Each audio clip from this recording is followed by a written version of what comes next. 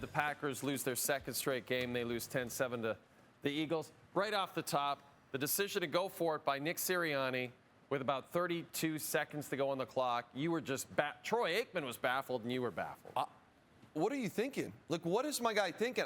Jay, we were talking about, I said, I don't even know if I would kick the field goal. You go up 6, they get the ball back. If you miss it, you're given a field position.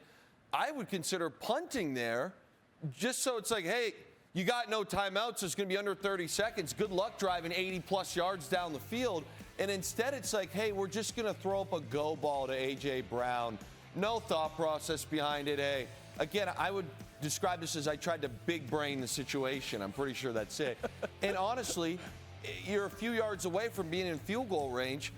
We saw the catch that led down there, but that first down play, if we haul that into Watson, it's all of a sudden a tie game or going to overtime. Like, why on earth would you go for that? It makes zero sense. Zero. And Troy Aikman was more dumbfounded than I was. Well, Troy was totally baffled and dumbfounded by the whole thing. It's interesting because the Eagles, neither team scored anything in the first half, but the Eagles, with all these weapons, I know they won the game, but how frustrated are you watching this team knowing they could do so much more offensively? Quite a bit frustrated, and for everything you just said, Jay, where you look, A.J. Brown, absolute star. Devontae Smith had the big catch today, another unbelievable star. Hurts coming off Super Bowl MVP. Saquon coming off a 2,000 rush yard season. What is going on? And I love Dallas Goedert. I think he's the unsung hero of the offense.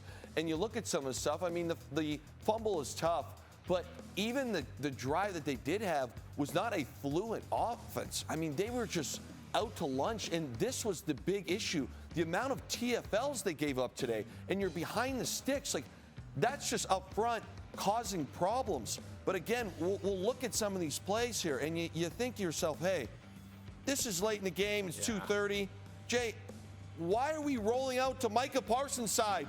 Run the football and get out of here. You played like trash. Get out of here with a win. And then 3rd and 8. Again, like, we're just saucing up a duck. Nothing's open. This was a situation before the blunder we talked about where you get a first down, you're trying to chew up the clock or their timeouts, and you have 2 incompletions, one of which was on 2nd and 8, where you roll out to Micah Parsons' side. So I'm not sure what's going on. Clearly, they're not executing, and I would venture to guess that on the headset, everybody is somewhat arguing, because that's what happens. It's like, well, why don't we try this? So why don't we try that? Why don't you call this play? And you've just gotten away from any identity that you have. And yet, they got the win. Like the Packers, last week they lose to Carolina. You talked about their lack of maturity. This week they can't find any consistency. Was it another problem of lack of maturity again on Monday? Absolutely. And when we buzz some of this film, Jay, a lot of this is so self-inflicted it makes me sick. As an ex-offensive player, I'm like, you guys got to be kidding me. You're supposed to be a Super Bowl contender. We're past the midway point of the season, and these are some of the things you're doing. You have a massive play here. You're down 3 at 2nd and 6. It's been a tough, cold night in Lambeau, and we catch an explosive play, and we have an illegal formation? Are you kidding me? And we know it's a strange formation because you had an offensive lineman playing tight end. And then here we go again on 3rd and 11. If you watch this, what happens is Love is actually reading this and progressing correctly, but Jacobs and Heath, they collide underneath, and he can't get the Dobbs behind it. And then the 4th and 1, we want to talk about the fumble. We're getting stuffed. Once again, with the game on the line, this is what I mean by maturity. The game is on the line. We are lined up in an illegal formation. How does that happen? It doesn't happen to teams that are ready to play good ball. So, again, the illegal formation on the catch to Watson, the ensuing play where you have 2 guys that basically run into each other, which muddied the read for the open throw behind it. And then on 4th and 1 with the game on the line, we get stuffed for TFL, we fumble, and we have an illegal formation. Green Bay's got some maturity issues.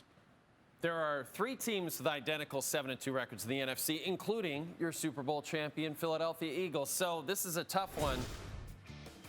But how would you rank the NFC right now? Personal ranking, the Rams are 1, and they're in their own category. Those 2 losses were solely due to kicking issues.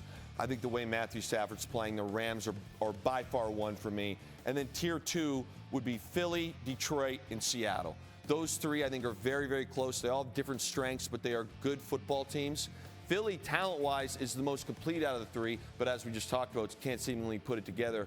And then behind that would now be Green Bay. I think Green Bay is a clear, whether it's maturity issues, whether it's coaching, whether it's prep, or some combination, I think they are a clear third tier, if you will, to those teams we just mentioned. Jay, is it possible to bring that back, Jen? Bring that board back for 1 second? Because I wanted to point something out. Like, if you're feeling like you're a Carolina Panthers fan or a Minnesota Vikings, you're not out of this by any stretch of the imagination. You're not out of it at all. And you talk about the Panthers, that was one that went under the radar. Them losing this week to the Saints makes your stomach turn. Absolutely. Because guess what?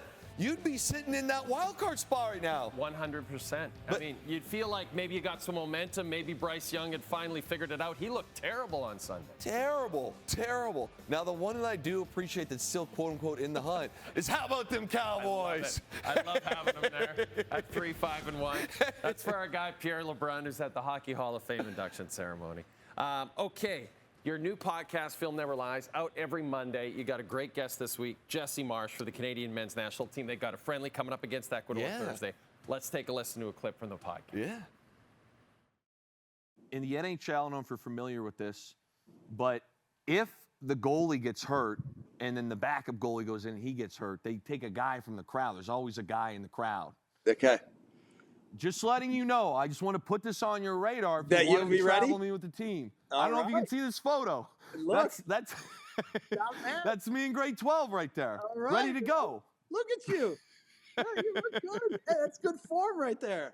Yeah, no doubt. You know what happened? Yeah, not bad. Hey, we got fourth place at OFSA. Look at us. Hey, dude, look how big you are. You're like a giant.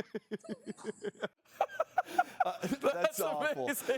Honestly, it was grade 11. I made that mistake. That was grade 11. You were that tall in grade 11. I was that tall in grade 9.